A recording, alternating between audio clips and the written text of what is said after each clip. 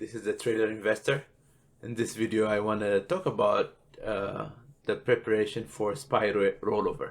How do we get ready for it, and how do we see indications that this is about to happen?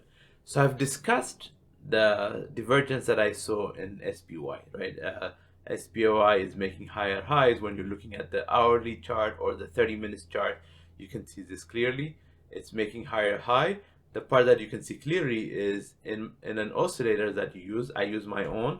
I see divergence. While price is making higher high, the divergence is making lower high. And you can use the MACD, the RSI, the stochastic, whichever oscillator that works for you, that you are used to, you can use that. I don't use oscillators for entries, so that's why I'm a little bit careful when I mention them. People use the MACD crossover, the RSI above certain number, below certain number to find entries. I don't do any of that. I use them to find divergence. When there's divergence and there's break of structure, that's when we enter. So by break of structure, what I mean is in the SPY, if we start to see these lows broken, if we start to see lower high and then price continuing down, we know that this structure is broken.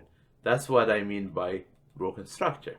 Until that broken structure happens, just because there's divergence doesn't mean we blindly boom enter a short position. No, we don't want to be caught on the wrong side, because we want to be able to capture those moves as they occur. And in a pullback scenario, we don't know how deep this pullback is, right? So it's really important also to be very nimble.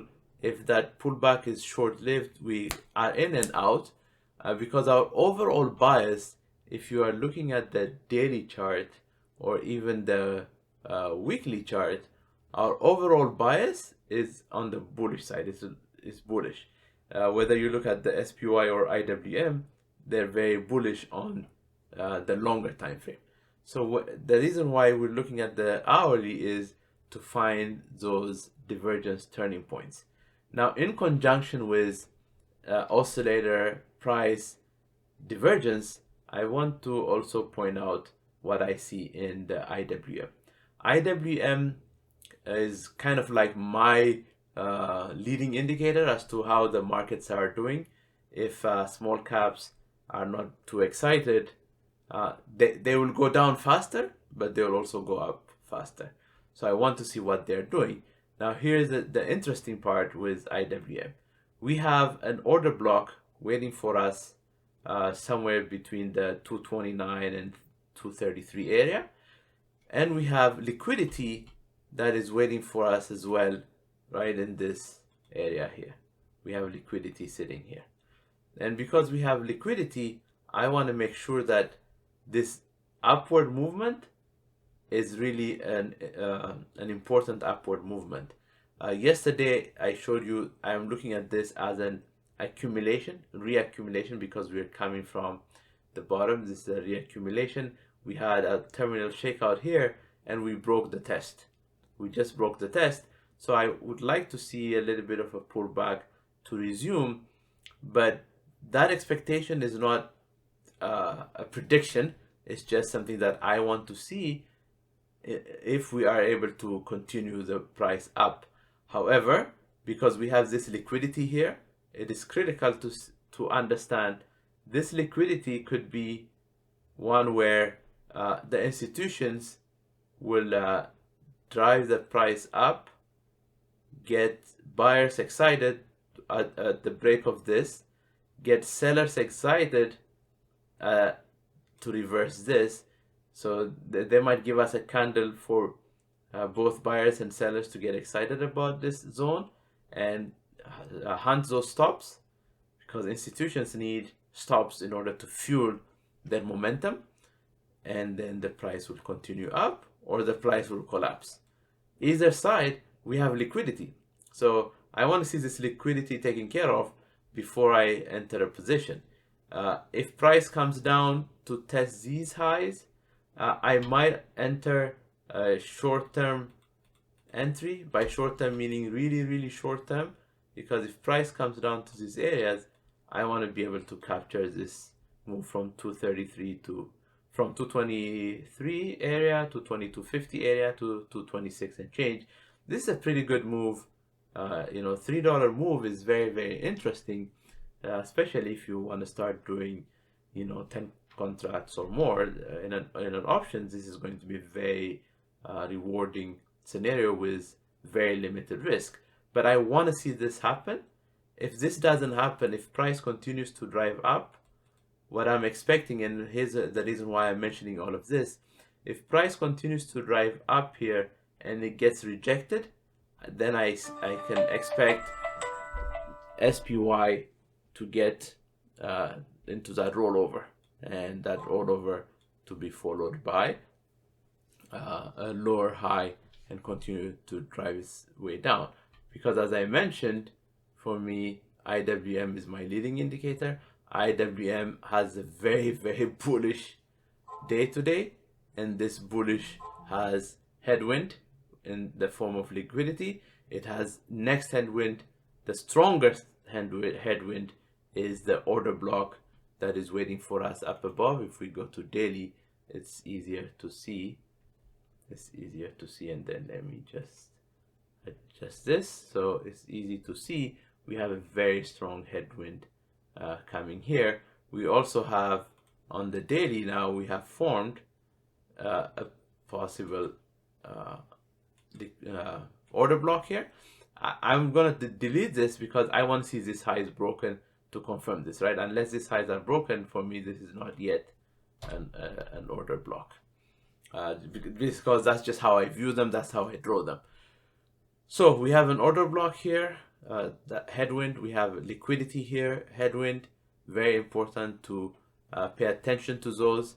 And as price is then making higher highs in SPY, IWM reaching liquidity, SPY oscillator in divergence, this combination has me prepared.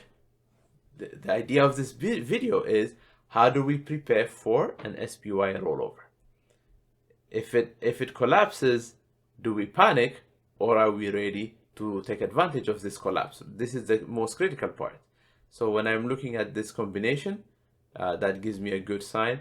And then I want to take a look at the VIX, the UVXY, the put call ratio, the VVIX. All of those are my indicators that tell me where I need to prepare for another potential rollover. And so when I look at the daily, this is what I look at. The VVIX is below 110, so there's no fear in the market yet. So you can see it here, it's below 110. The put call ratio is below 0.8. There's no fear in the market yet. So these two tell me nothing to be concerned with at the moment.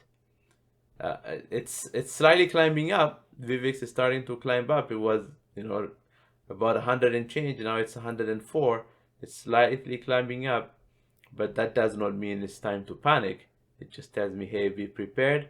If my VVIX gets above 110, gets above 120, that reinforces the idea that the combination of the hourly divergence, IWM coming up to liquidity, coming up to order block, that is something that will prepare us for our short entry.